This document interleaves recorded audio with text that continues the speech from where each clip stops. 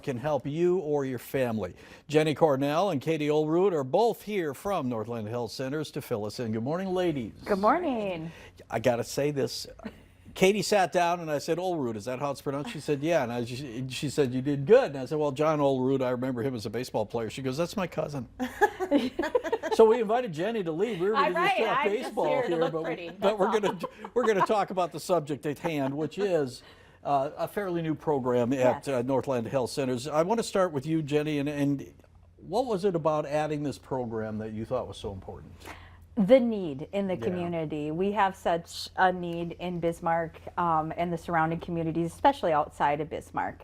Our Northland serves the northwestern part of North Dakota. We have clinics in Ray, we have Bow Bells, St. John's, Rolette.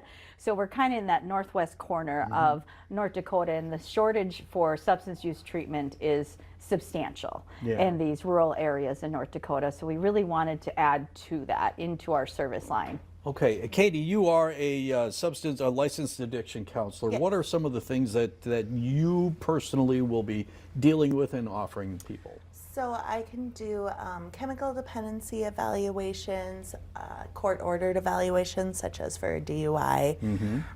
We will be doing a DUI seminar group as well.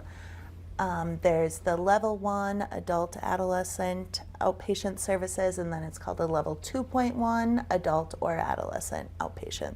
Okay, and I had mentioned this to Jenny yesterday, or I'd asked you about this. I said inpatient or outpatient. You said it is, I can't remember the exact adjective you learned, but it's outpatient, but it's pretty intense, isn't it? Yeah, we do mostly outpatient, but as high as intensive outpatient. Okay. And intensive is where we have up to 9 hours a week of group work, and then maybe some supplemental individual. It depends on the level of need that somebody comes in. Not everybody's going to get the same recommendation. It's based on case by case of what everybody needs. You know, Katie, I asked you where you're from originally. You said from the Lisbon area, correct? Yep. So you've lived in North Dakota. You know the need is here. Now, you're talking to someone who 17 and a half years ago went through treatment and has been sober ever since. So I'm just looking at the people that are wondering whether there is help.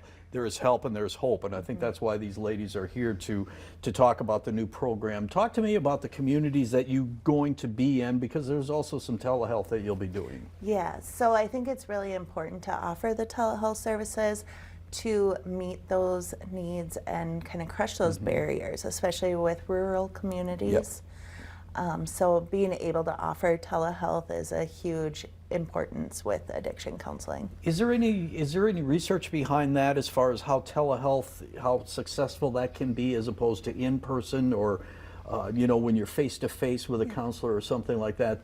Telehealth proven to be beneficial to people? Yeah, I think so, and it's just kind of preference of the person. You know, some people would rather prefer that telehealth option, and some people only want to do in person. So I think many have found that they initially choose in person, but when they find out how long of a drive it is and how often you have to come in, and I got to get off of work, all these other barriers that create hardships on individuals seeking treatment, when they find out telehealth's an option where they can do it from their home, they like, well, I'll try it. And then they try it, and then they find out they really enjoy the convenience of it, and being able to reach out and have that connection and still have that conversation without the travel. And you know, we're coming to winter time too, Exactly. so that no factors into the travel and things too. For And sure. it can be, I forget my stats on the therapy with telehealth versus in person, but telehealth has been found to be therapeutically equal to That's in person for the content of therapy that's delivered. And again, going from experience,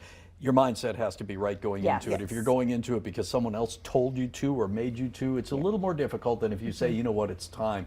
You guys are also going to work with families financially to make sure that this is affordable for people. Yes, at Northland we have our Northland Cares program, and that's something that you can qualify for based on your income. If you don't have insurance, or maybe you have insurance but it's a really ridiculously high deductible, which it is, so then you can still apply for the Northland Cares, and then it's like a sliding fee scale, and that it applies to all substance use treatment. Sure. Doesn't cover like the evaluation or the DUI seminar, but it will apply to the treatment services. Okay, and again, just like everything else, when you're dealing with an issue, that first step is the most important, and it's also probably the most difficult.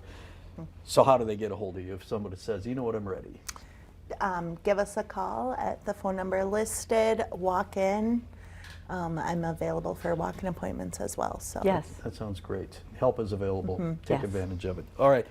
Do me a favor, get a hold of Cousin John. Sure, Tell him sure. next spring we would like to talk. We're on spring training time. Get his feel for the upcoming Major League Baseball season. We'll go from there. I sure will. You should have never told me that you were related. That I'm putting on you. Okay. Thank you, ladies. You're welcome. Thank you All so the much. best with this new program Yes, because thank you will you. help many, many people. We appreciate it.